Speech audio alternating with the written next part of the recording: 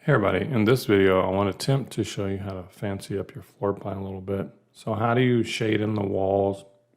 How do you add the room names so somebody who's not familiar with your plan can know what room is what area is what?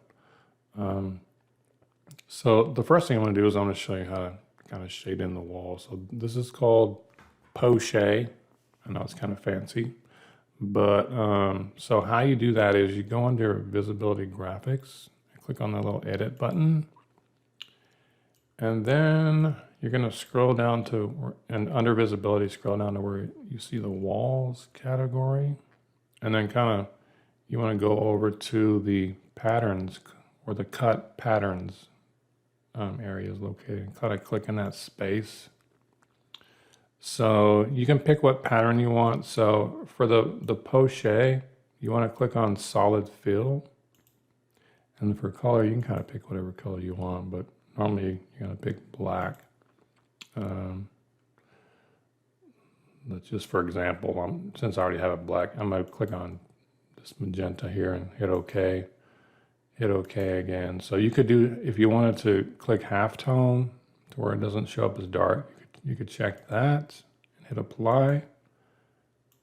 So you get kind of a light, kind of a pink looking color, which is kind of cool. If I uncheck that, save it, sure. Always want to save it when I can. So that's kind of how you shade it in. But let me go back to the visibility graphics. So I'm going to go back and put it back the way I had it. I'm going to put it on color black. I'm going to uncheck the halftone here. So basically what that does is your floor plan is basically a section view. So if you were to take like a big samurai sword and kind of slice it, your whole building at 4 feet above the ground, the dark area is kind of what's kind of being cut through with that samurai sword, so to speak. So that kind of makes your walls kind of stand out. And then to put your room names in, like say if somebody didn't know what this was, like, what is that? I mean, it's a 2-car garage, silly. So how do you get this is if you go under architecture tab and then you go and you click on the room, then you can just kind of move your cursor into that room area and kind of drop your wherever you want it to be and kind of place it. Since I already have that, I'm not going to do it. One thing is now doing the rooms are easy. So I can just go in the room, go into where this office is, click in anywhere inside there and just click it and place it and change the name of it. To change the name of the space there, I can just kind of double click real slow on this. And then, so if I wanted that to be study, or whatever you want it to be. Also, you can, if I click on this and I go to edit type over here, if I wanted to show the room area, so it automatically calculates the room area for me. Just hit the check mark here, hit apply. So that's 91 square feet. And that kind of does these for all these areas here, which is kind of neat. The tricky part is, let's say if you have a room, those are easy because it'll figure out the interior space. But let's say if I'm going to delete these lines here. I'll show you what these are in just a minute. Should be. So let's say that, yeah, delete room. Let me just delete these. Delete that too. I'll delete this one. I'll delete the room here. Yeah, okay.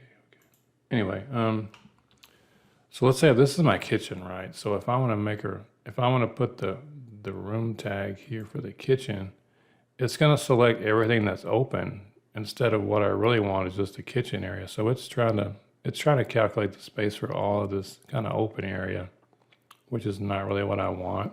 So what I need to do is, for cases like that, I need to go up to where you see room separator and click that. And then I'm just going to I'm just going to draw a line where I want this kind of room to end. So let's say my kitchen ends at the corner of this wall. I'm going to go straight up here. So now I have kind of a boundary set up where this kitchen is going to be. So now I can go under architecture, room, and kind of drop my cursor in, just kind of click on this area here. And then I can just rename this as kitchen. It's probably going to give me an error because I already have one, but let's see what it does. Nope, there it goes. So that it calculates my kitchen. It's 208 square feet. So if this is my dining room here, I'm going to kind of make a room separation line here and just kind of go from the corner of this wall to say the corner of this wall straight across. And now I can add my room tag in here. Now it's already saying that I already have that. Because I already have that one drawn already, but that's kind of how you do it. So I'm just going to delete that.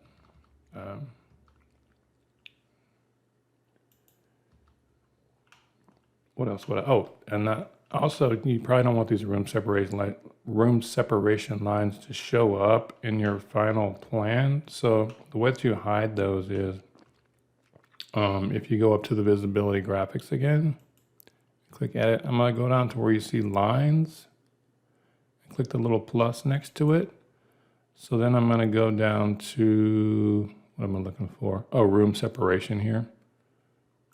Drag this over. So I'm going to go to room separation. I'm just going to uncheck the check mark box thing here and then hit apply. And so what that does is it turns off the visibility of those room separation lines. So yeah, that's pretty much kind of what you want to do to kind of fancy up your floor plan. So you can also turn on the realistic here. If you wanted to add some shadows, just click the little shadow box thingy there.